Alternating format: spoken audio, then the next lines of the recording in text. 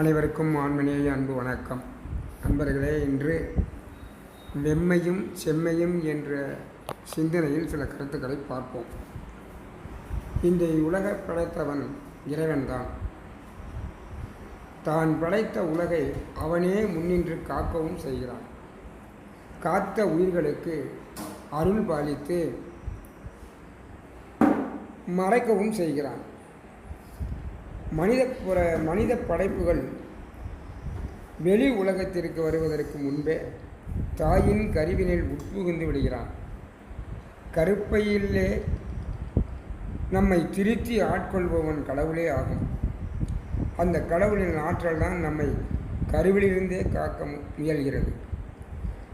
இதை அப்பர் சுவாமிகள் கருவுற்ற நாள் முதலாய் நின் பாதம் காண்பதற்கு உருகிற்று என் உள்ளமும் நானும் கிடந்து அலைந்து எய்த்தோம் என்று அப்பர் சுவாமிகள் பாடுகிறார். ஆக தந்தையின் வெண்பாலும் அதாவது விந்துவும் தாயின் செம்பாலும் அதாவது சுரோனிதமும் சேர்ந்து கருவுறும் போது நம் உயிரில் கலந்து துணையாக இருப்பவன் கடவுளே ஆகும். சரி அன்பர்களே, நாம் படைத்த உயிர்களை நலமுடன் வாழ சில ஆற்றல்களை உருவாக்குகிறான். அதுதான் மாயை என்னும் ஆற்றலாகும். அந்த மாயைகளில் 3 முக்கியமான மாயைகளை பார்ப்போம்.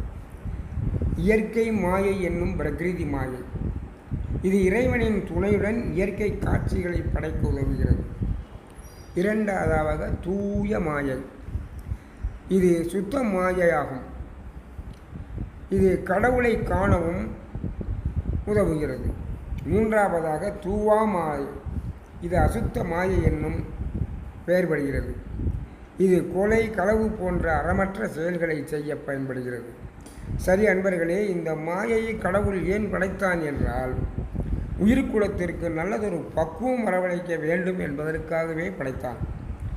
இந்த கடவுளின் விளையாட்டில் நாம் சரியாக விளையாடாவிட்டால் நாம் தோல்விகளையே சந்திக்க நேரிடும்.